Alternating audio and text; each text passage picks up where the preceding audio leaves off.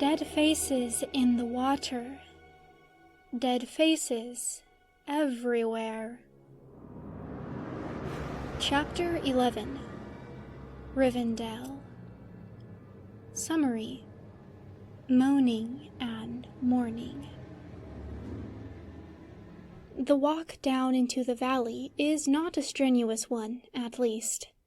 The path zigzags as it goes, so the incline stays gentle as they descend, and the trees are thick enough to shade their steps without being so overgrown as to blot out the hot sun completely. Gimli does not know if it is a well-traveled path or not. The emptiness of the auxiliary parking area does not speak to a great number of travelers, but he reminds himself again that the lack of vehicles could be nothing more than a quirk of timing. But the path is well maintained regardless. There are no ruts in which a careless foot might stumble, and the foliage has been trimmed back neatly to the edge of the smooth-packed dirt. He wonders what happens when it rains. Surely this whole thing turns into a mud pit, filthy and impassable. What do they do with those visitors or commuters whose vehicles do not meet stringent elven standards then? Must they all await the hypothetical shuttle? Perhaps, Gimli thinks sourly, the sort of people who would frequent a place like Rivendell are the sort of people who would always prefer a shuttle over a little honest exertion in bad weather. Perhaps the elves have some strange trick that keeps the dirt from muddying. They are people who are said to be full of such things, and Gimli would not put it past them to favor eldritch strangeness over practical paving. The forest is alive around him, with raucous bird calls and snuffling deer and small chittering things he cannot name. But Gimli is not familiar enough with woodlands to know if this is strange or not. He is a dwarf of Erebor, and the closest he regularly comes to forests are the small copses of trees that dot the fields of Dell and the scraggly plants that cling to the sides of his mountain. The thick greenery of Rivendell is something else altogether, and Gimli cannot help but twitch as the leaves rustle and toss their shadows around him. He realizes that he never actually knew what the phrase sun-dappled meant before now. A fat gray squirrel runs halfway across the path in front of him, freezes as though it has been abruptly transmuted into a carving of pale stone, and then turns and rushes off in a frantic sprint. Gimli snorts at the flighty creature. Behind him, his father grunts. The sound echoes strangely through the leafy bower around them, and Gimli shivers. He hopes they are almost to the end of the path. He has been managing to resist the urge to turn and look over his shoulder to see how Glóin is faring, not wanting his father to think he is being coddled, but he has been listening carefully instead, and slowing his pace to match that of his father's shuffling steps as they grow increasingly sluggish and faltering. At least Glóin is no longer panting from exertion. No doubt the chance to stretch his muscles after so long cramped in the car has been as pleasant for him as it has been for Gimli, even if it has done nothing to alleviate his exhaustion. Still, his breathing has calmed so much that Gimli cannot even hear it over the rustling of the leaves anymore, and surely that is a good sign. Only the scrape of Glóin's footsteps remains to give away his presence now. So deeply is Gimli concentrating on the soft sound of heavy boots upon smooth earth that it takes him several minutes to notice the hush that has fallen over the forest in the wake of the squirrel's disappearance. He pauses then, a chill whose source he cannot define crawling over his skin. There is something wrong. The stone of his good dwarvish bones screams at him, something dreadfully wrong. But what? Gimli stands another moment, as frozen as the squirrel before him, but he can see nothing, can hear nothing but the dragging sound of his father's boots drawing slowly nearer behind him. Elvish folly. He growls at himself eventually, and stomps forward again, moving a little faster now as his temper drives him onward.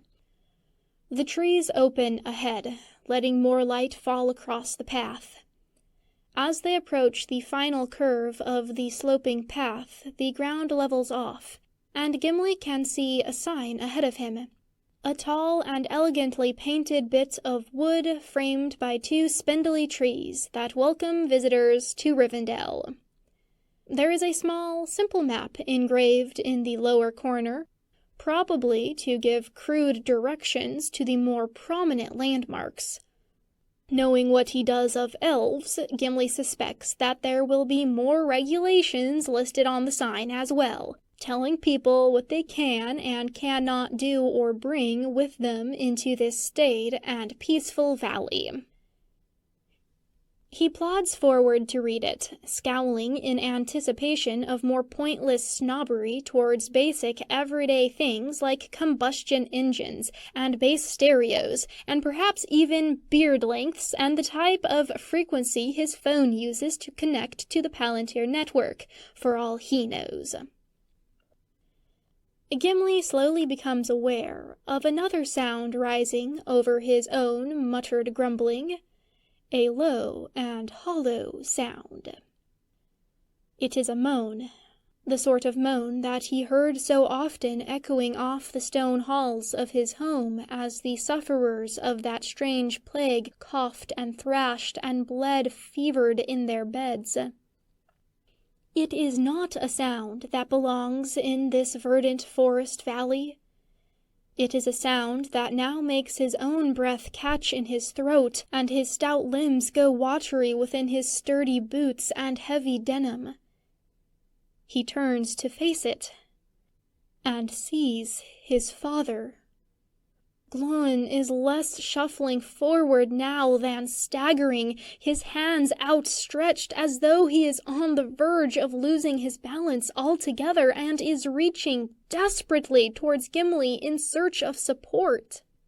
He starts forward instinctively to offer it, to catch his father and hold him upright. Gimli's mind is racing, already snatching at his memories of that quick glance at the map on the welcome sign. There was no indicator of scale there, though. How far are they from the hospital? There did not seem to be any people walking on the streets he glimpsed on the other side of the sign. Will shouting bring any help, or merely spend his energy to no purpose? What is the most helpful course of action now? Gimli is so caught up in thoughts of what to do that he barely notices the blood running like a waterfall of rubies down his father's beard until Glóin opens his mouth wider and he sees the crimson stain coating his teeth. Gimli recoils instinctively from the horror of the sight, so when Glóin lunges forward suddenly, his jaws snap closed on empty air rather than on his son's hands. "Da!" Gimli exclaims, scrambling backward. "Da! What are you doing?" Glóin does not answer, unless one counts that terrible, unending moan. He lurches forward, and Gimli backpedals hurriedly, his eyes so wide they feel as though they are about to pop out of their sockets like cave pearls dislodged by a sudden shaking of the earth. It is not the ground, but Gimli that shakes now, gripped by horror more than fear.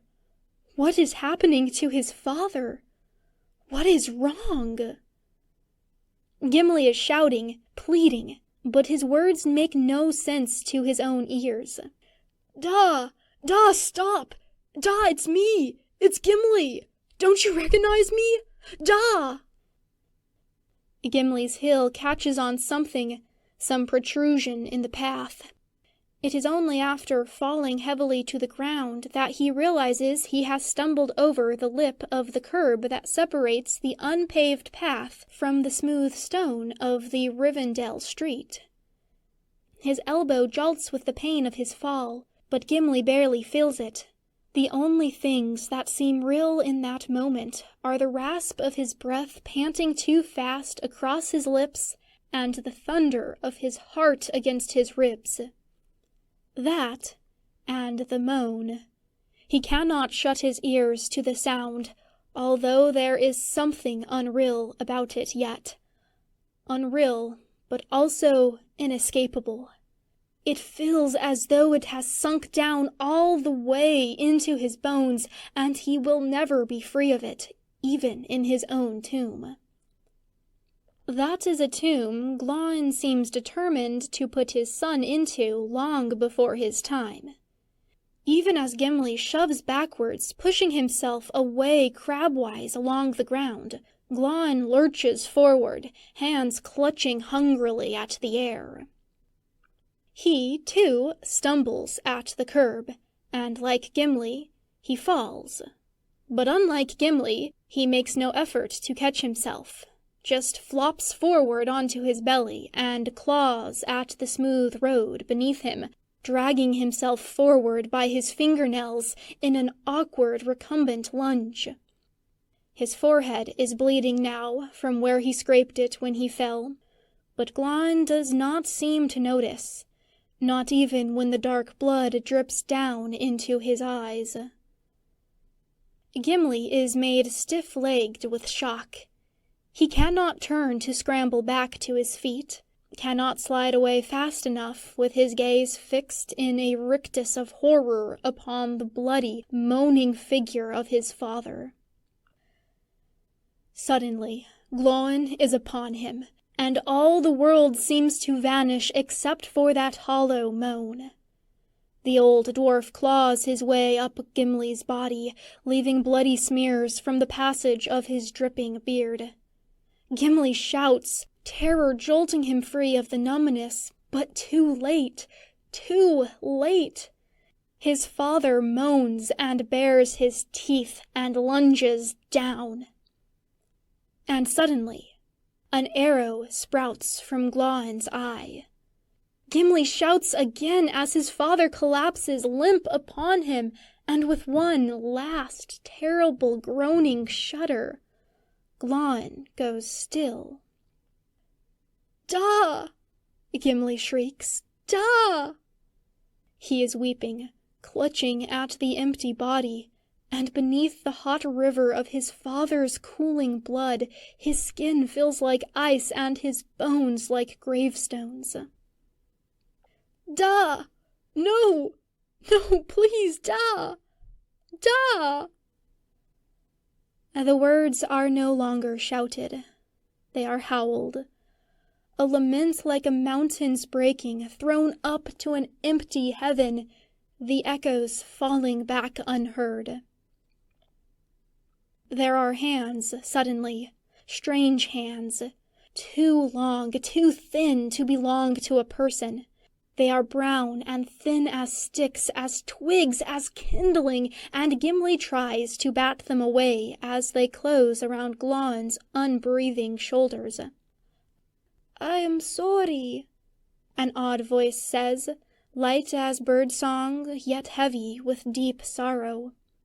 It speaks in Westorn, yet the lilting accent twists the simple words into something unfathomable beneath the weight of Gimli's horror. "Are you well? Are you whole? I am sorry that I was not faster. I did not realize what was happening. I did not know that this was a thing that affected dwarves as well. I did not know the dead would be here. I am sorry. I should have seen. I am sorry." Gimli cannot hear, cannot understand. The only sound that matters now is the cave-full rumble of his own sobbing and the unbearable silence of his father. The weight of Glon lying limp and sagging on his chest is heavy, heavier than mere bones and flesh ought to be. Gimli cannot catch a full breath with that weight pressing down upon him. He can taste blood in his mouth, coppery and foul, and he dashes an angry hand across his blurring eyes in an attempt to clear them of the mingled blood and tears that cloud his vision. He clutches at the body, at his father, as other hands try and pull them apart. Lawn's head lolls back bloody and slack-jawed, teeth still bared in that gaping hole of a mouth, his incarnadined beard plastered slick and terrible against his unmoving chest. Long fingers close around Gimli's arm, pulling him away. He struggles as he watches his father's body, be lifted from the bloody earth and wrapped in a long plastic sheet. Someone is speaking to him, several voices falling over each other like water from an underground fall. But Gimli cannot hear the words over the pounding of his heartbeat in his ears. His father is dead. His father is dead. How can his father be dead? "You must come with us," someone is saying, shaking him. He cannot feel it. "Please, Master Dwarf, we must get this blood off of you before—" Gimli does not know what they are so afraid of. The worst has already happened. There is nothing to fear any longer. The worst has already happened, and he goes limp with the despair of that realization, allows them to lead him away, to draw him from the blood-stained earth that holds the body that is no longer his father, just his bones, just his cold flesh, his red blood, and his bones. The next several hours pass in a blur, the world seeming to revolve around Gimli as he stands still within its hollow hurricane. He knows he must have moved at some point, because he is inside what must be the Imladris hospital later, but he cannot remember doing so, has only vague impressions of a hot shower that stings of some astringent chemical, and long hands combing blood from his beard, and thin robes being tied around his shoulders.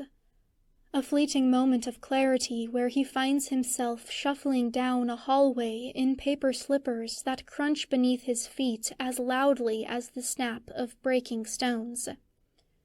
Words being murmured over him in quiet, endless Westorn that he cannot seem to translate, despite having spoken it since the cradle. And he lies in a long white bed in a room so bright it makes his eyes burn. The insufficient weight of soft blankets piled atop his chest as he shivers and shakes with fever, sweat sliding like icicles off his shaking arms until the sheets around him are clammy and damp, and he kicks them off, his skin burning like a pyre, and from his chest rises a hollow, aching moan. And then, finally, the comforting oblivion of a darkness too thick to dig through, that closes over his head and draws him down into its empty embrace, and holds him there, down too deep in the dark to break free. When Gimli awakes later, it is to an aching pain that seems to start in the very core of his bones and radiate out all the way to the ends of his hair. His head is throbbing, and his throat is as dry as sandstone. His mouth tastes like the inside of a sulfur cavern. He grimaces before he even opens his eyes. "Ah!" a light voice exclaims. "You are awake, then? Are you well?" Gimli winces. The unknown speaker has done little more than whisper, but even that soft sound throbs in his ears like hot coals. He grunts and coughs and winces again at the way the sharp movement makes his bones protest. "Where?" he mumbles. "You are in Imladris Hospital," the stranger tells him. "It is 10 o'clock at night on July the 24th. You have been here for 3 days, sweating out the infection." The unknown voice turns suddenly cheerful for a moment, bright as a smile spun into a song. "It is very good to see that you have done so. There was many worry, for a time, that you would not, with so much dead blood upon you." The voice falls into a low hush, darker and heavier than before. "A human would not have survived so much blood." Whoever the speaker is, they are unknown to Gimli. Too, their accent is at once familiar and bizarre. They speak as though the words are halfway between being sung and shouted, at once husky as a shadow and as bright as trilling birdsong. It makes the familiar words of Westerns sound strange to Gimli's ears. Strange and yet not unknown. He has heard such speech before, although not often enough to place its sprightly cant. Seeing no way around it, Gimli wrenches his eyes open. The room is darker than it was before, if that memory of blinding brightness was the same room as this, if he can even trust his memories at all. But still light enough to make his dry and tired eyes water against the too white blaze of a broad starlight overhead. In a corner by the window, its curtain drawn now against a night that Gimli can see only through the slim, unshuttered sliver, the stranger is perched in a tall chair. He crouches rather than sits, his heels pressed against the thin cushion and his knees sticking up around his ears, with his 2 long arms dangling loose in front of him. He is an elf. A strange elf clad in green and brown, and the oddness of his garb at last allows Gimli to place the oddness of his speech. This is an elf of Mirkwood, the strange and reclusive elvish forest that lies so near his home in Erebor. What is a Mirkwood elf doing here, in Rivendell? If he is even still in Rivendell. But no, the elf said they were in Imladris Hospital now, so Gimli has not moved far. Has, in fact, reached the destination he and his father had come so far to find. Although too late for Glóin. Too late. Too late. Gimli tries to ask the elf his purpose here, but the words come out as another dry cough. His clearing vision shows him a tall glass of water on the table beside his too long bed, so he pushes himself up on trembling arms until he sits up against the pillows, then reaches over carefully and lifts the liquid to his lips. It is cooler than he expected for something that has been sitting out who knows how long. No doubt some strange elvish trick has kept it chilled. Gimli makes a face in irritation, but he drinks it anyway. It is cool and smooth, and his throat is very dry. He tries to ignore the pull of an IV line against his skin. It is not, perhaps, a surprise in the bright hospital setting. It still makes him squirm against the white sheets, and wish that he was home in the lonely mountains, with good dwarvish healers standing over him, instead of being surrounded by strange elvish medical contraptions, watched from the corner by a bright-eyed Mirkwood elf. "I am sorry," the elf says quietly, once Gimli has drunk enough to begin to feel alive again. "I should have seen your danger sooner, should have acted before it was such a near thing." Gimli frowns at him. The jumbled thoughts in his head are beginning to slot into some sort of order again, and he does not like the shape they are being carved into. "Oh," he manages to force out past his dry lips before he has to stop and clear his throat. He drinks more water in hopes that it will help. It does not. The elf answers him anyway. "I did not know that this was a thing that afflicted dwarves too," he explains apologetically.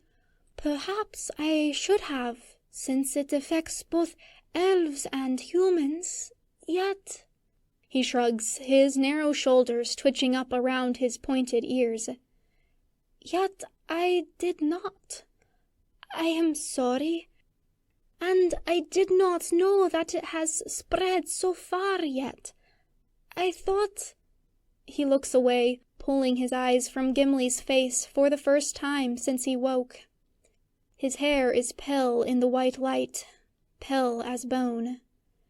Gimli can see his smooth, beardless throat bob as he swallows hard against the bitterness of his own words.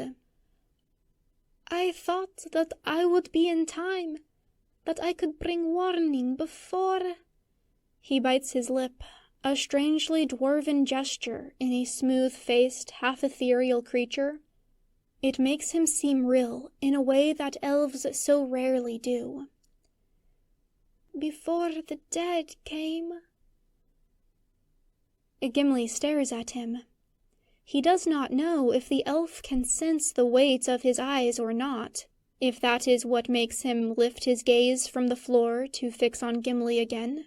Certainly Gimli's eyes feel heavy as they stare at the strange, spindly creature crouched in the corner of this bright, empty room. "I am sorry," the elf repeats. "Gimli, yes? That is your name? That is what Elrond said. They checked your garments and found an—" He hesitates, then speaks the words slowly, as though they are new to him. "An ID card. That said that was your name?" Gimli manages to nod, a short and jerky motion. He sees that his hands are trembling still and puts the water down before he spills it. "Gimli," the elf repeats, his light voice gentle. He seems to be turning the name over in his mouth, like a dwarf would a colorful gem before deciding how best to cut it. "Gimli, I am sorry. I would that I had been sooner, and shot faster, and spared you a small portion of your suffering." Gimli stares at him. This elf who killed his father. This elf who saved his life. "Leave," he croaks. The elf stands at once, unfolding his spindly legs from the chair without protest. "I am sorry," he whispers once more, before crossing to the door and pulling it shut behind him. Gimli regrets his departure almost at once. Without the irritating distraction of the elf's presence, there is nothing to stave off the full weight of the emptiness of a world without Glóin in it. The doorknob clicks with the finality of a sealed tomb. Gimli weeps into his beard and mourns his father alone. Up next, within the White City.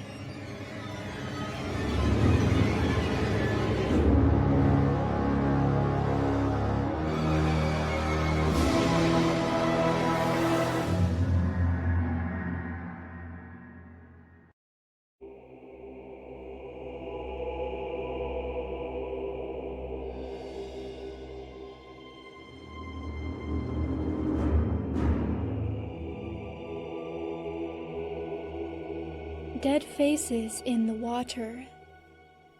Dead faces everywhere. Chapter 12. Gondor. Summary. Within the White City. The moaning is the worst part. It ought to be the stink of death, the stink of rotting rising outside the city, and, though no one wants to admit it, steadily growing within its white walls as well. They closed the gates, but too late, too late. And now, though no one will say it, they all know that Minas Tirith is not just besieged. The White City also rots from within. But it is not. Stink is just stink, and rot is just rot. One can become used to the stink. Faramir does not think he will ever get used to the moans. They seem to grow louder every day, louder and closer too. Sometimes Faramir walks out along the walls of Minas Tirith to look at the milling ranks of the dead things that crowd around his city. More often he avoids them and shirks any windows that look out over the fields of the Pelennor. He has seen the walking dead already. He doubts he will ever forget the sight, even without torturing himself by staring at them further. His father looks out upon them often, Faramir knows. The regent minister insists that there is always knowledge to be gained from such looking, even when the dead he watches do not change at all from day to day. But this is far from the first thing that he and Denethor have disagreed upon, and Faramir doubts that it will be the last. He wonders, now, if things would be different if he and his father had argued less. Would Denethor have been more amenable to sending a messenger to Rivendell sooner, if he had not been turned against the idea by hearing it come from Faramir's mouth? Faramir, with whom he was so used to standing in such opposition? Or would Denethor have dismissed the need for such a journey regardless of who had proposed it, confident as he was that the Palantir network relays would soon be restored and such travel made unnecessary? He wonders if he should have argued harder. Would it have made a difference if someone had left for Rivendell the moment the patrols reported the absence of the dead in the marshes? If they had not waited so long to send for help, they might have answers already now, answers that might save the White City. Although, Faramir reminds himself, when Boromir left, they did not yet know where the dead had gone, did not yet know that they were coming here. Perhaps his brother's journey is in vain entirely without that knowledge. Perhaps Boromir never should have gone. If he were still here, helping to defend the gates, would that have made a difference? Perhaps if Faramir had argued more, his father would have permitted him to go instead. Perhaps if he had argued with him less about so many other things, he would have trusted Faramir to go instead. He cannot go now, cannot bring the news of Minas Tirith's peril over the misty mountains in his brother's wake.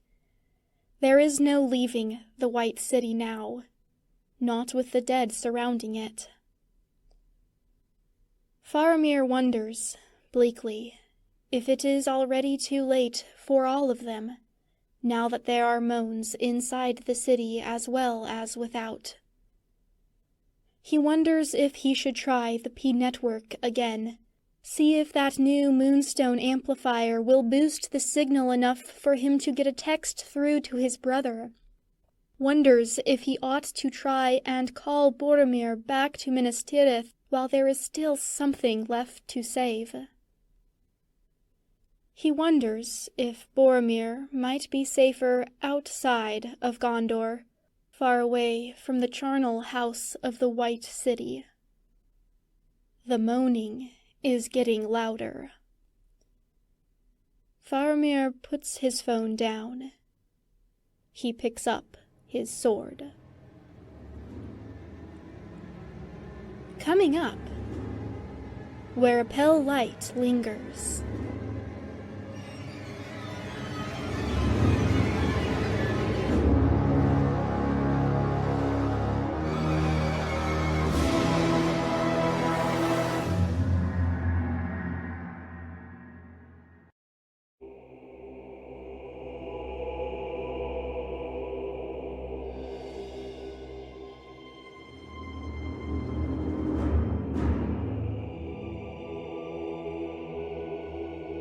Dead faces in the water. Dead faces everywhere. Chapter 13. Rivendell. Summary. Where a pale light lingers. 40 minutes after leaving his car in the public parking area on the edge of town, Boromir still feels like his bones are rattling from the drive-in.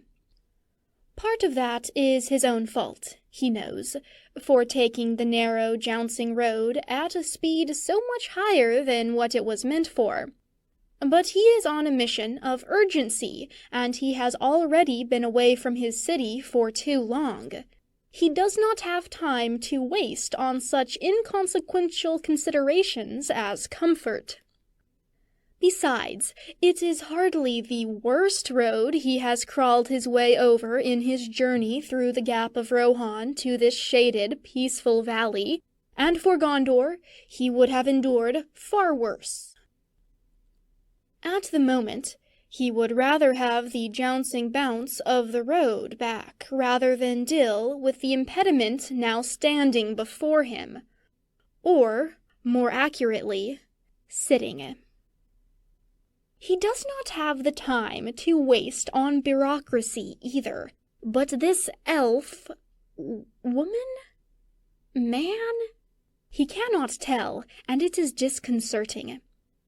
He pushes it from his mind. He does not have time for discomfort either. This elf, of whatever sort they may be, who is manning... elfing? Ah, would that his brother were here. Faramir would know how to do this part better than him. Although Boromir cannot regret leaving Faramir back in Minas Tirith where he is safe, rather than dragging him halfway across the continent and into danger.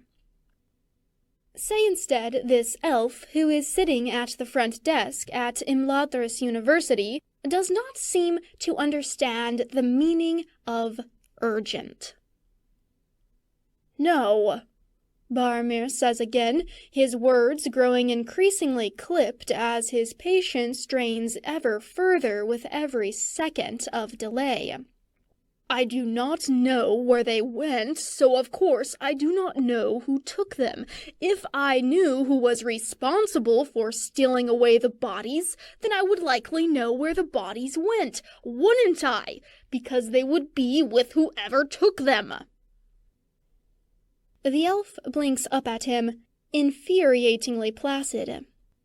"The bodies that fill, or once filled, I suppose, the dead marshes have long been known to be nothing but visual echoes, illusionary remnants of those who once lay interred there. They decayed to nothing but memory long ago, Captain Steward's son." The elf gives him a small smile, compassionate and condescending. "I appreciate that you have taken such an arduous journey to bring word of this disappearance to Rivendell, as it will be no doubt a matter of great interest to the appropriate scholars. But the university archives would be a better place to deliver your news than here. Unless you wish to enroll in Imladris University or apply to audit some of our classes, I can do nothing to help you, Captain. We assist the living here. I cannot help you with your missing dead. Boromir's hands curl into fists where they are pressed against the flat of the desk. I do not have time to prance through academic hoops waiting to be handed off to the right set of ears. His eyes flick up to the tall points of the elf's aforementioned appendage, and then quickly down again. He does not know if that was offensive to say. He did not mean it to be, if so. But, well, he has more important things to concern himself with than the pedantic elf's delicate feelings anyway. My city, my country is potentially in danger, which means all of Middle-earth is in danger, which includes your quaint little town here. I need answers. If you cannot provide them, then summon someone who can. The elf's cool little smile does not waver. I am sorry, they say again, but other than offering you directions for how to reach the library complex, I do not know what help I can give you, Captain. We have no expert on vanishing corpses that I can consult for you, and, if you will excuse me, the elf tilts their head, smug enough that Boromir has to fight the urge to grab them by the collar of their embroidered jacket and start shaking some sense into that empty, pointy-eared head. You have not actually said what danger your people face from the disappearance of visual echoes of long-dead bodies. Perhaps if you could explain the source of your concern? The source of my concern, Boromir grits out, is Mordor. Perhaps here in your complacent, secluded little valley you have found it easy to dismiss, easy to forget the threat posed by the Black Lands. Perhaps you decided when Sauron fell you were free to discard your worries for the foul doings of his former domain. But we in Gondor live on the borders of the evil place, and it is by our strength alone that your peace is protected. Anything untoward involving Mordor ought to concern all of Middle-earth, because if Gondor cannot stop it, and if we do not know what the wraiths that rule that dread land are doing, we will not know what we must do to stop them. Well, Boromir can feel his lips curling back in an ugly grimace full of teeth. Well, he says grimly, you will soon find it your concern when the Witch King's armies march across the misty mountains and burn your valley down to bedrock. The elf is still smiling, but the polite disinterest in their eyes has been replaced by pity. Boromir feels anger rising hot and fast through his veins. He opens his mouth, but before he can speak, and before the smug elf can make some comment about Gondorian paranoia or warmongering, another voice interrupts them both. Steward son, says an incredibly tall elf with hair like sunlight and eyes that blaze brighter than any lamp or beacon that Boromir has ever seen. Come with me. Boromir scowls, trying to hide how off-balanced he has been made by the magnificent vision of elfish glory that stands so abruptly before him, trying to hide the way his vision smarts at the light shining in the newcomer's eyes and glinting off his long golden hair. "Who are you?" he blusters, trying to cover his discomfort with brusqueness. "I am called Glorfindel," the gleaming golden elf answers, "and if you come with me, you may find the answers that you seek. At least," Glorfindel adds drily, one thin brow rising smooth as the arch of a white bridge over the impossible shine of his eyes. "You will find yourself in company with those who are eager to discuss your questions rather than dismiss them." Boromir hesitates for one more moment, glancing back at the elf behind the desk. Their smug expression is gone. They are staring at Glorfindel, and their smooth face is marred now by a single furrow of concern between their own paler, duller eyes that do not cast shadows across the floor every time they blink. "All right," says Boromir. He turns around and squares his shoulders. "Lead on." Glorfindel wastes no words, turning away at once and striding for the door. Boromir has to blink the afterimage from his eyes, as though the tall elf were the sun, and he the fool who had stared too long into his light. Shaking his head against such fancies, he narrows his eyes in a determined scowl and follows Glorfindel out into the chill morning air. Up next, wise counsels and the unraveling of hard words.